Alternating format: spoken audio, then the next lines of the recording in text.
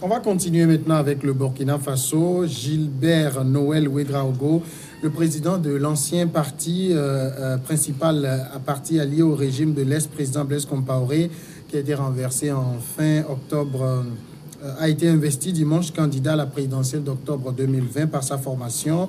Nous, militants, renouvelons notre confiance au président de l'ADF-RDA, Alliance pour la démocratie et la Fédération, Rassemblement démocratique africain de Maître Gilbert Noël Ouédraogo, et le désignons et l'investissons candidat du parti à la présidentielle de 2020 selon une motion lue à la clôture d'un congrès à Bobo Dioulasso.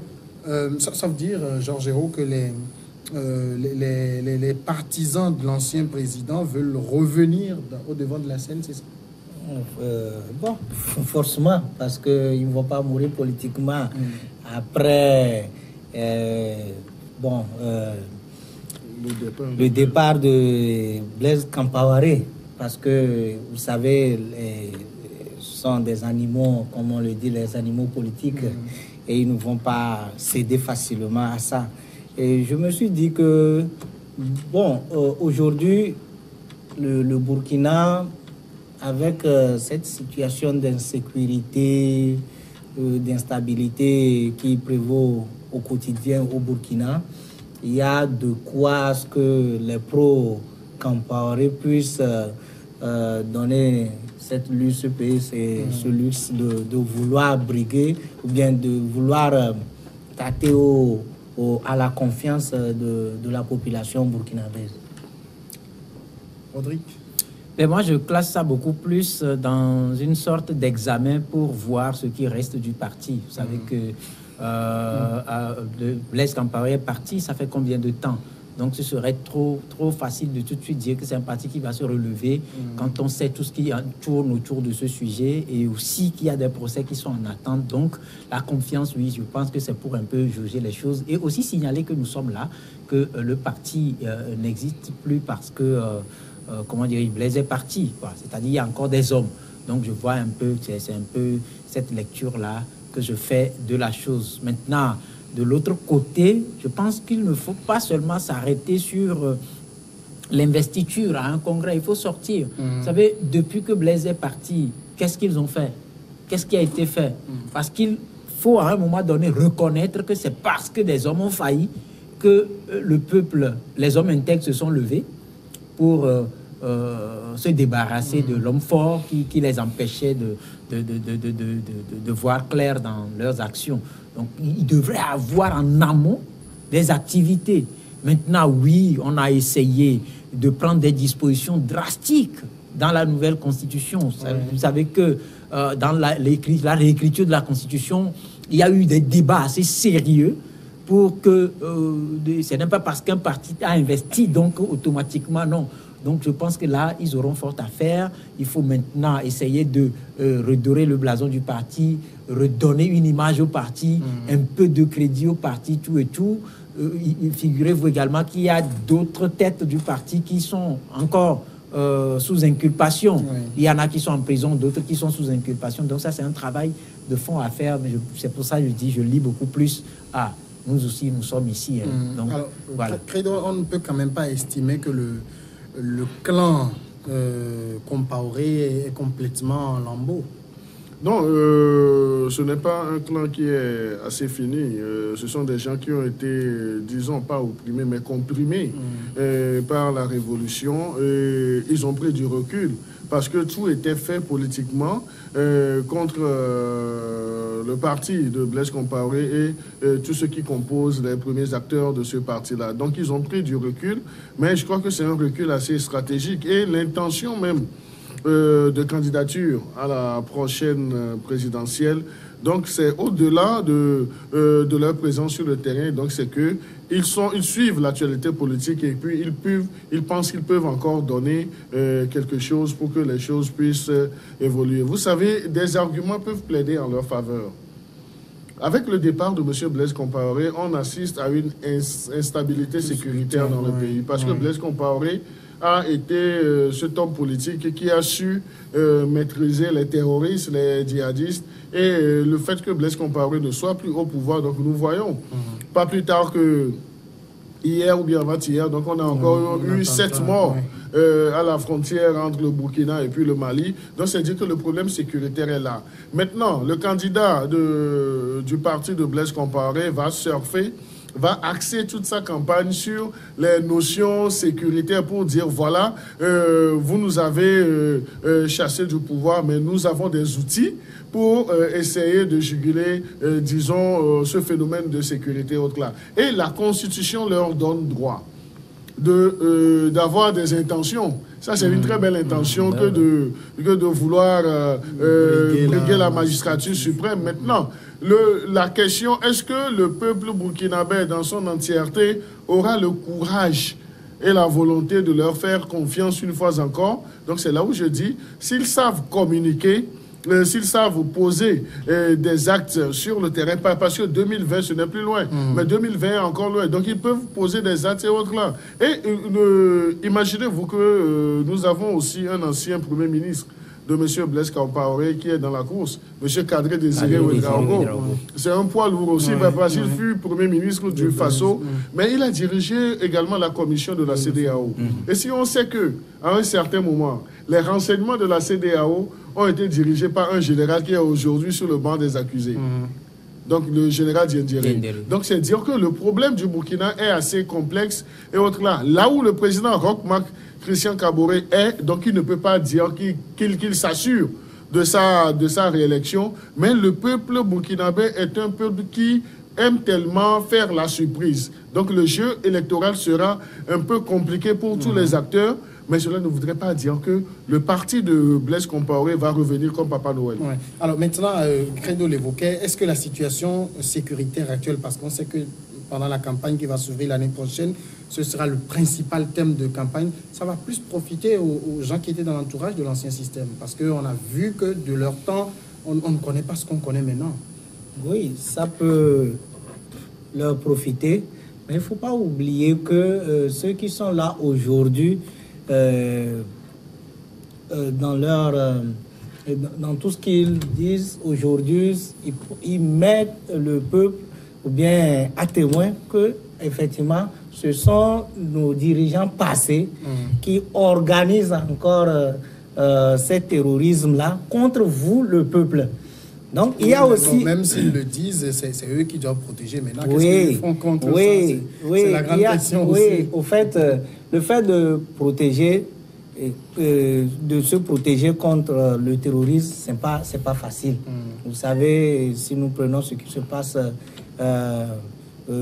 au Nigeria, c'est pas parce que les gens ne veulent pas protéger la population. Au fait, si vous faites face au terrorisme et qui sont au niveau de vos limites, vos frontières, c'est tellement difficile. Et en plus, l'armée qui a fait allégeance au président passé, et il y a des complices, c'est des choses tellement techniques et très difficiles pour l'armée de pouvoir contrôler facilement, surtout que les gens ont cette volonté de saboter le pouvoir actuel. Donc, le pouvoir actuel aussi a de quoi dire au peuple que, mais écoutez, c'est nos amis qui nous sabotent. Mais nous faisons tout pour que nous puissions vous protéger. Mais ce qui est, c'est que, comme vous l'avez dit, c'est ce pourquoi plutôt que le camp Blaise voulait tâter aussi le terrain pour voir si nous amenons la population à accepter, à avaler cette pilule de protection contre la sécurité, nous pouvons revenir carrément, même si ce n'est pas pour 2020, pour l'avenir, nous pouvons revenir en tant que parti politique de force pour briguer la magistrature. Alors, revenir en tant que parti de force, oui, mais le peuple ne va pas oublier aussi quelque chose, c'est que par exemple l'ADF-RDA, le parti que représente aujourd'hui Gilbert Ouedraogo, était un allié indéfectible du parti de Blaise et a même appelé à la modification de l'article 37 qui a fait chuter Blaise. Oui, vous savez, c'est pour ça que je dis que pour moi, c'est une façon de dire, nous aussi, nous sommes ici.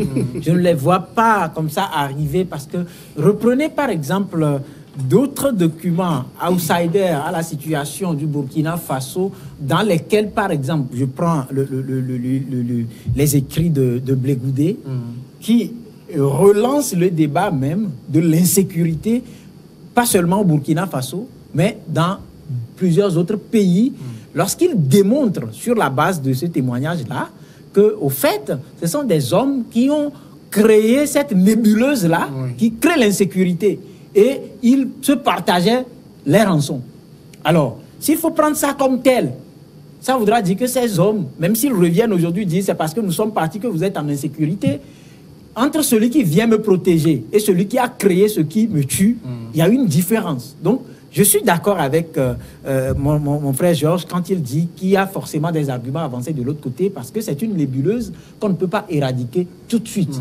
Ça, c'est clair. Et de l'autre côté, vous allez comprendre aussi que tous ceux qui arrivaient à soi-disant maîtriser les terroristes, au fur et à mesure qu'on les élimine, les terroristes sont en débandade totale et arrivent à se chercher ailleurs. Et lorsqu'il y a un territoire qui est favorable, ils prennent possession de ce territoire-là. Donc, c'est pour moi une autre guerre de recherche de terrain, de champs libres pour exercer leur terrorisme qui est en train d'être cherché parce qu'il y avait forcément leur bastion quelque part au Burkina Faso, entre le Mali et le Burkina. Vous allez voir là où ils se positionnent. Ce n'est pas aujourd'hui qu'ils ont, ce sont des positions stratégiques, comme on le dit très souvent.